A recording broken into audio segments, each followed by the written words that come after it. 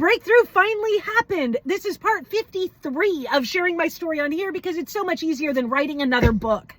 A couple months prior, I had this moment where I was like, I am not going to do anything that doesn't make me money or bring me joy, period. Because if I am going to be hungry and broke, why the fuck am I tired? I can be hungry and broke and laying in bed. And so I decided for the first time in my life that I was really going to rest. So a few months later, I'm just laying in bed still, listening to my books, doing my thing. And one day I'm scrolling on Facebook and I see an ad. And it was an ad that said, if you have not received like real relief from Hurricane Harvey, if you're still struggling, come down to this address, bring your paperwork, and we'll figure something out. And I am very meticulous with my paperwork and my bookkeeping. So I had an entire plastic folder of all of my receipts, everything that I had applied for, all the resources that we had been denied, like everything was all organized and together. And I got up the next day and I went down with my folder and I ended up meeting this gal, Cindy. And she just immediately was like, yes, we can help you. And I'm sitting there in this like little office, just filling out paperwork going, oh, maybe this is it. Maybe this is it. When I submitted my paperwork that day, she came over to me and she squatted down in front of me and she put her hand on my knee and she goes, Jess, I just want you to know that the trailer you're looking for, it already exists for you. It's yours. And that was the exact mantra that I had been saying to myself for the last couple months. Everything I desire already exists for me. It already exists for me. It already exists for me. And when she put her hand on my knee and said, that trailer that I was looking for, because what I was applying for was a new trailer, it already exists for me. I knew at that moment that everything was going to be okay. Like I broke down in tears. Like I was just crying. I'm like, you have no idea what that means. And she's like, I think I'm getting it because like she's seeing how it's moving me.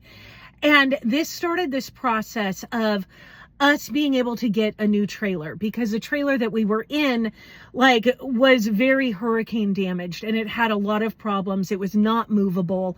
And yet it was the only thing we had for a bathroom, running water, and like shelter for our kids that was better than a tent.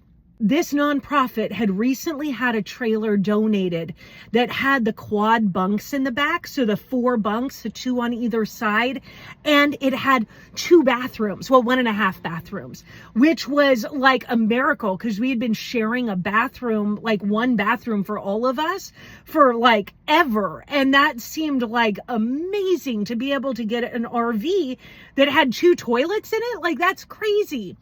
And so we started this process of getting the application done and all the paperwork done and verifying everything so we could get this trailer.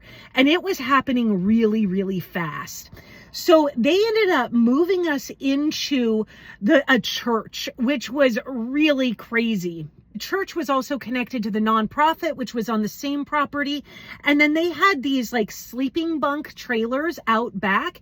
And then they had shower trailers. So it was like this complex of trailers. But because it was like a year and a half after the storm, like everybody was gone. We were the only ones there. But we had to use the kitchen that was the church's kitchen. And this wasn't your normal church. This was a Southern Baptist church. And back from my anti-trafficking days, Southern Baptists were, in my mind, the worst of the worst. I had worked with so many survivors coming out of Southern Baptist churches. And it was like, okay, we're going to go live at a Southern Baptist church, and this is going to be really interesting. But it's only supposed to be for a few days because we have to get our trailer off the property so they can move our new trailer onto the property. So we move into these bunk houses at the church, and we're using the shower trailers, which are like a long way away. And then just to even go to the bathroom, it was like over 100 yards to get into the church, which is a lot for little kids in the middle of the night. So it all seems to be moving really quickly, and it's super awesome. We put our trailer out on the street because we're supposed to be moving the other trailer in. And when we come back to our property the next day, our original trailer ends up getting stolen. Like, it's gone. And we're like, okay, so I guess we really have to receive this trailer now because we don't have anything. It's just the slab and all of our work stuff is there. Well, the people who donated the trailer that was supposed to be ours, they got wind that we weren't Christians. And that put a huge problem into it because I didn't know that they had like restrictions, and no one knew they had restrictions as to who could actually get their trailer and who couldn't. But the family that owned this trailer started throwing a fit, and they're like, we're not going to give it to them because they're not Christians. They're not like us. And we had already viewed the trailer. It had already been approved. Everything was happening.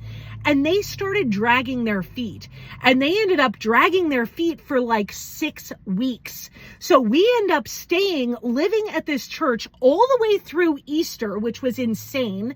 Our children had to get their food handler's card because they couldn't even go into the kitchen without having their food handler's card. So our kids are like 8, 10, 11, 14, and they're like having to get their food handlers cards. And then I have my older daughter who's like 17 at that time, but she's kind of running wild a little bit. So she's not with us at the church. She's close by. I know what's going on, but she's kind of running a little bit wild. And so the 6 of us are staying at this church, and it's so uncomfortable for everyone. And I'm like, how are we supposed to live like this? And every day they're saying, oh, we'll end up having it tomorrow. It's going to be next week. Like, they're just dragging it on for this entire 6-week process. And finally, boy, when Easter Sunday came around and we weren't able, like, we did not want to be a part of the church or anywhere near. We would leave every Sunday. But we didn't have like Easter eggs or like doing hunts. We were just like not participating. The kids wanted to do something. And so I decided, hey, let's dye your hair. And it was so fun. We dyed their hair all these fun colors. Like each one of them was a different color. Their heads looked like Easter eggs. But I didn't realize, like I wasn't thinking about it, that the shower trailer actually drained into the parking lot of the church.